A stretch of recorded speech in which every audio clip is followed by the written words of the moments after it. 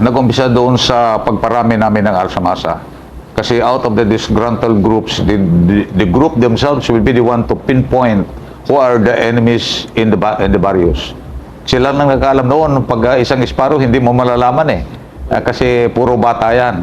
Ngayon, noong ma-identify na namin sila at marami na din sila sa kanila ang nag-surrender. Pagkatapos na mag-surrender sila sa akin, yung sinasabi ko na wrist, yung tinanggap kong sugal. Dahil sa ginamit ko sila at inarmasan ko yung mga Sparrow mismo na sumasabay sa akin. At pati sa aking misis, na alam ko na pag hindi ako nakuha, maaaring aking pamilya, ang binigay ko sa kanyang bodyguard, isang batang Sparrow na nakapatay na ng mga 21 tao sa kanyang mga misyon. Nag-surrender siya sa akin. Tapos sabi ko, gwardiyahan mo yung aking may bahay. Ngayon ang risk na sinasabi ko. Meron, nandyan sa Davao. Nandyan sa Davao. Nagdadrive siya ng taxi. Ang iba doon, meron pang babae, yung amasuna ko, pumupunta rin dito, nagpag-asawa na, gano'n, na tinutulungan ko rin sila kanilang paghahanap buhay. Sir, may tanong lang sir ako, meron ba kayong ginamit na alsamasa o isang tao na alsamasa na ginamit yung or naging hitman siya ng NPA? Sabihin against them? Oo, tama ka. May ginamit ako. May yung galing sa Sparrow. Galing sa Sparrow, sumurrender sa akin. Pagkatapos ginawa kong bodyguard. Actually, marami yan sila. Pag lumalakad ako noon, mga ano ito sila mga sumasabay sa akin Ang iba nag-i-intelligence. Pero mga Sparrow ito, maraming pinatay. Ngunit sa sitwasyon kasi na ganyan, na itong lalo itong mga bata pa ito, at hindi nila nalalaman ang ideology na pinapaalam sa kanila, kailangan natin bigyan sila ng trust and confidence. Parang gano'n. At ma-develop yung aming pagkakaintindihan na pagsasama. Kaya nandito sila sa akin, ginawa ko silang bodyguard. At kung minsan nga nagsasabi sila kung gagamitin sila sa kung anong mga misyon kaya nila. Pero sabi ko, wag na ang akin naman mga pulis, mga sundalo na nabigyan na ulit ng tawag nito, itong courage ba? Yung paggawa, hindi na natatakot, hindi katulad noon. Gano'n. So nabanggit niyo sir na yung Sparrow na yun sumurrender, tapos anong strategy ang ginamit niyo sir na, kasi Sparrow yan against the government, against the military, against the PNP. So paano niyo para lang minotivate na pinaliktad yung isip niya against naman sa NPA? Kailangan nito, yan pumapasok ang trust and confidence. Ngayon, parang bang isang nagkukumpisal sa pare, parang ako ang pare at hindi ko sinasabi kahit nino man kung ano ang ginawa nila, kung sinong pinatay nila, saan nila inilibing yung mga kinatay nila.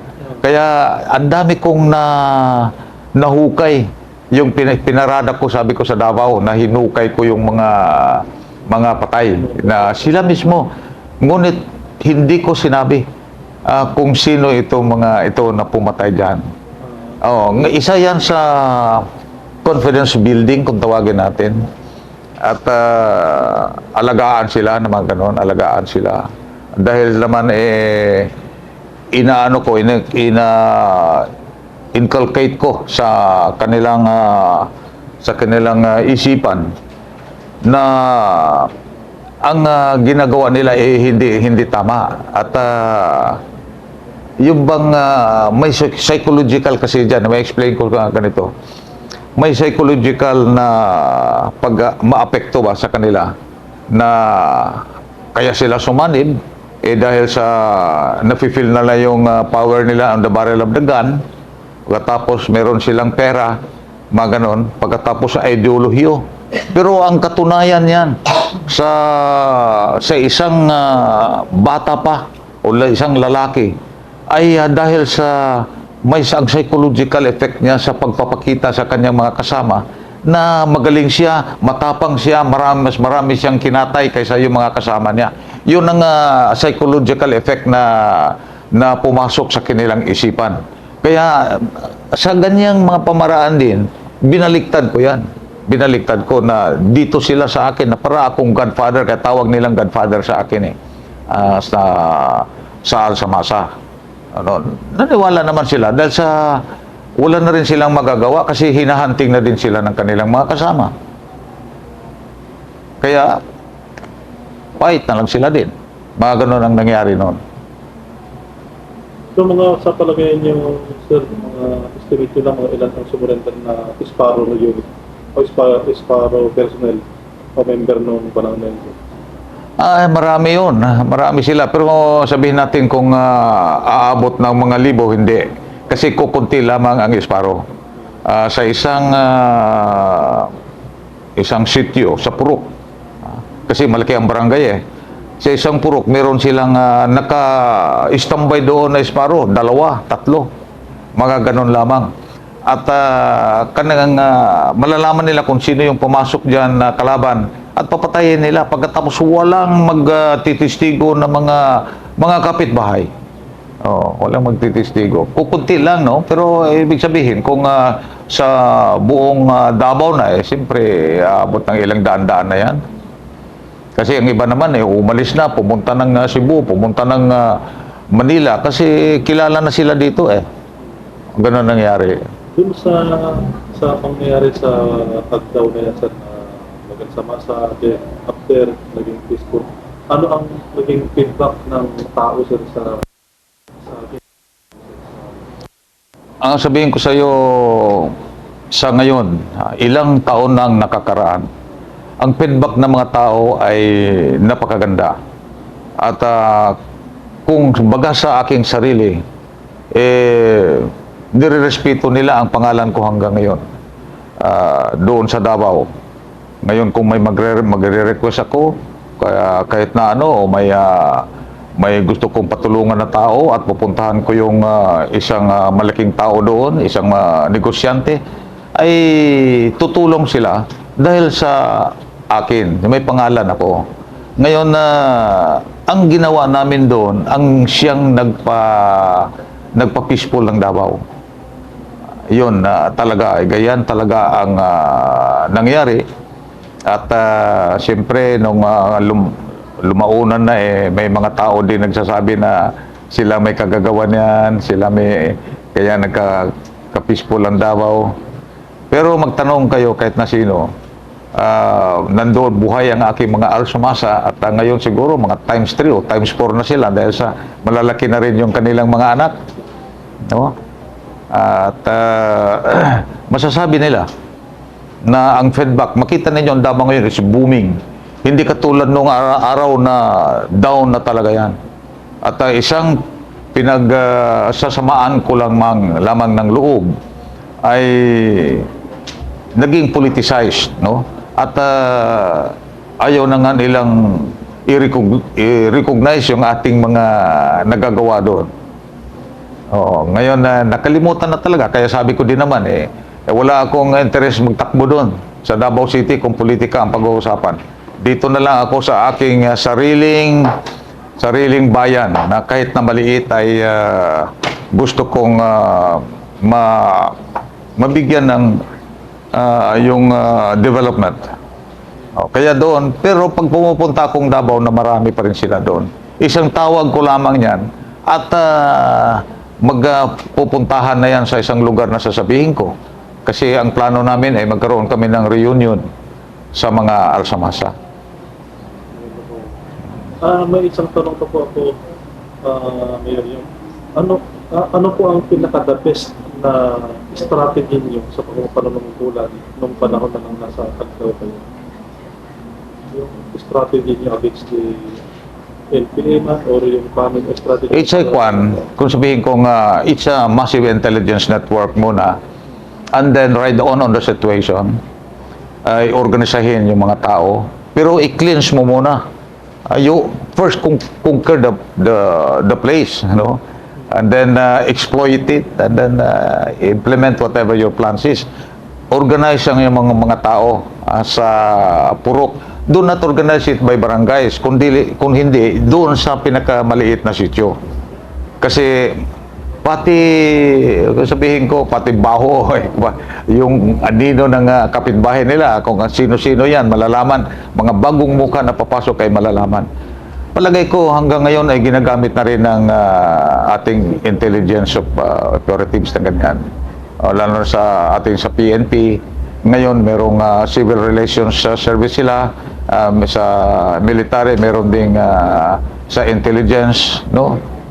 Pag organize doon sa looban. Meron dito sa Davao ngayon ang Barangay Defense System, BDS, na very similar doon sa ginawa ko noon sa Davao City.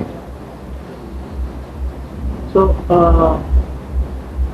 based on sir sa pangyayari lang sa Agdao, nung panahon na nagkasamasa, so yung sa panahon na panunungkulan ng lessons learned, sir? Well, a lesson learned natin ay huwag palaguin. Kailangan meron tayong mga prevention na dapat gagawin, no? Kasi lumaganap noon ang CPP-NPA na hindi ba napigilan, lalo na doon sa hinterlands. Kaya kailangan may sort of prevention tayo, ano, na like ipalagaan natin ang mga development ng gobyerno. Pagkatapos ang ating palakasin natin ang ating intelligence network, lalo na dyan sa maliliit na sityo, at organisahin ng tao. Ang pinaka-importante dito ay tao. No, kahit na sila mga peaceful citizens lamang. Pero kung mabibigyan sila ng responsibilidad, lalo na ngayon may mga cellphone na, makakagawa sila ba ng mga reporting para magkaroon ng prevention, no? Mapuntahan agad ng ating mga tao, sisikapin, no? Mga ganon. Doon sa lesson learned, no? Na masasabi ko. Sir, pwede po bang ma-describe mo yung Agdao ng kalakasan talaga gaano pumatay pa paano at ilan ang average na pinapatay o ilan yung dati mong script ng pulis tapos yung kalakasan. Alam mo kasi it's not the quantity ang mga ginagawa nila. They have a sort of a quality on the performance of these violent activities. Katulad ng isang pulis, anuhin nila ang kanyan, madakip nila, dadalhin nila doon sa looban at tatalian nila yan. Pagkatapos mayroon silang mga programa na ganoon, kung mabuhay ang NPA, parang ganoon. Pagkatapos papatayin nila yan, ibibigay nilang ihemplo sa mga nakatira doon. At doon ko nga nalaman na dito sa katawan ng tao, dito sa halo natin ito, tusukin mo yan, tatalsik yan dugo. Yun ang ginagawa nila doon, na parang baboy ang pagpapatay ng tao. Pero iisa lang yun. So, ang terror, yun ang lumaganap. Doon ang psychological effect sa tao. Kaya, ang napalaganap nila ang fear. Hindi sa pamamagitan kung gaano sila karami, kundi sa psychological, sa ako ng tao. Oo. Yung strict ba ng pulis mo, may nabawas ba sir o gaano karami naman? Ang mga pulis, maraming pulis na matay noon. Marami. Sa isang presinto nga, may mga 5, ganun. Sa iba naman, may ganun. Ayaw na talaga manerbisyo. Ngayon, noon naman ang chief PC ko, si General Montaño, kahit na major pala ako noon. Ako lang ang major na provincial commander noong panahon ko. Ngayon na after 6 months naman, pinromote naman ako ni President Cory. Spot promotion ako. Ganon. Kaya Lieutenant Colonel na, yung mga Lieutenant Colonel kasi nung major ako, pinatalsik naman. Siyempre, junior ako ganon So bang epekto ng, di ba, yung level effect ng cancer, gaano kabagal o nagpababa ka ba lalo sa isang patient? Ano bang naging epekto? Noong ginawa namin doon, Hindi, before sir, yung before talagang bumaba talaga. Wala nang negosyo. Ang mga tao lalo na mga negosyante, nag-aalisan. Pumunta na sa Manila, Cagayan. Ang iba nga na ibang bansa. Ngayon nang after nung manalo tayo sa insurhensya, nagbalikan naman sila. Kaya ngayon ang Davao booming. Booming. Noong araw wala na yan. Wala na. Bagsak na sila ng bagsak na ang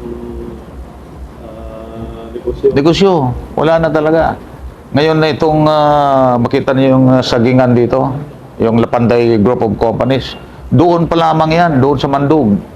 Ngayon dahil sa Mandug area, sa Davao, marami doon. Doon ang kanilang taguan at dadaanan ng mga CPP, NPA. Ngayon pinuputol na nilang saging doon. Ngayon isa lang gagawin nila, patayin nila yung operation manager. Pinatay nga.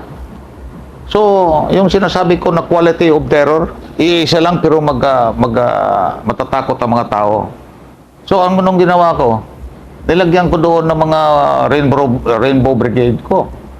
Yung ituman, pulahan, na hindi natatakot na mamatay dahil sa hindi daw sila tatablan ng bala.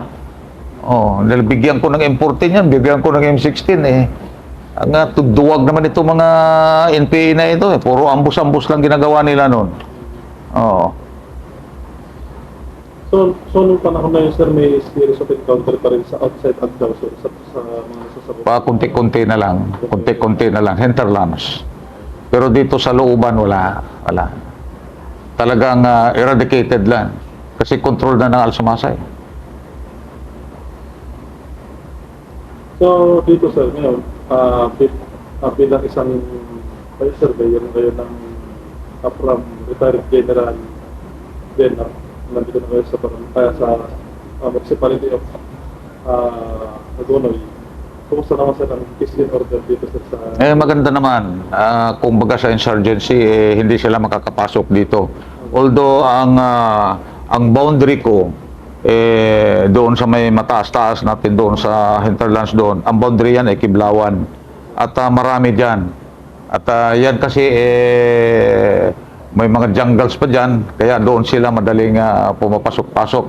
Ngunit dito, organisado ako sa mga barangay ko. Pagpasok nila dyan sa boundary, meron ako military detachment na sumusuporta sa akin, mga kapgo. Ngayon ang ating mga barangay tanod, pinakikilos ko rin. Meron din ako mga intelligence na kontrolado ko para ba maano kung sitwasyon talaga kung anong tunay. So paano sir ang management ngayon, sir, as a mayor, dito parang tulad dyan na pero pati security, paano yung minamanage yun, sir? Kasi ang sa PNP law, ang mayor pa rin ang operational control and supervision. Kaya malalaman ko dahil sa aking mga intelligence din, tapos I can direct the police kasi under the mayor. This according to the law. So, wala akong problema. Papuntahan ko lang doon.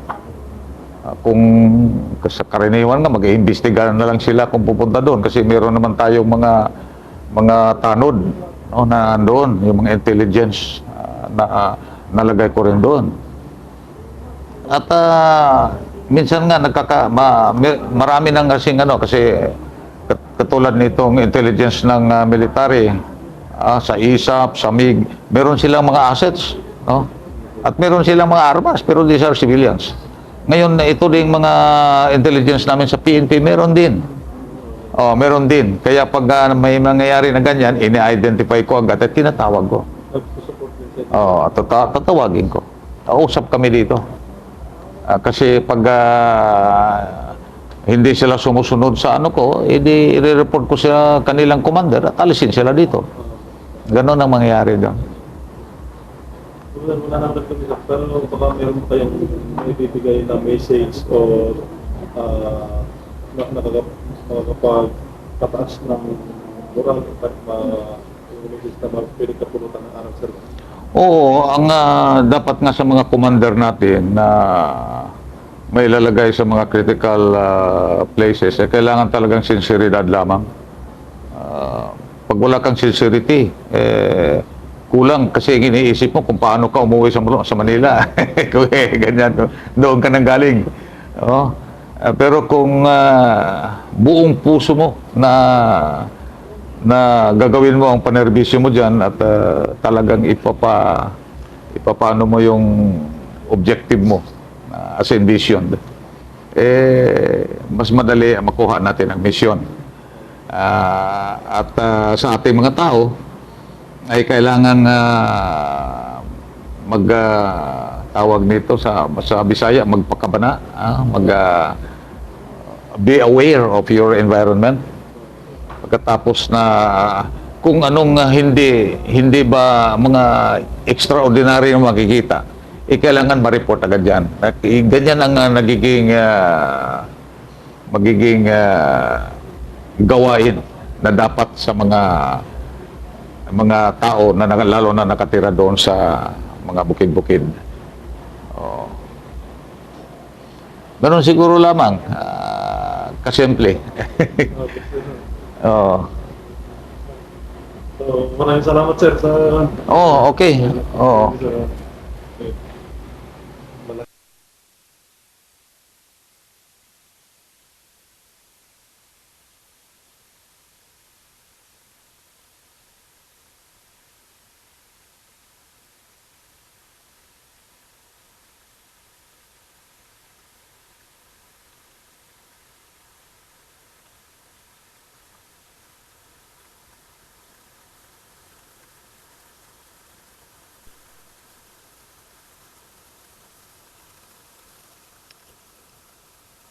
Ano yan, sir? Kasi lagyan mo nga. Uy, mahina na yung battery. Hindi, pwede pa. Sir. Sige lang, okay lang.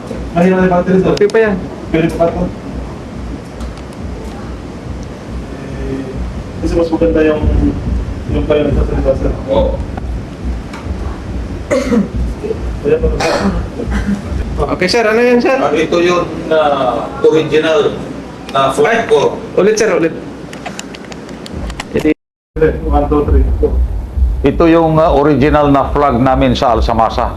Nung mag-umpisa kami doon sa Davao at nag-isip ako ng isang bandera namin na gagawin at makita ninyo doon sa aming mga logo na People's Movement for Freedom.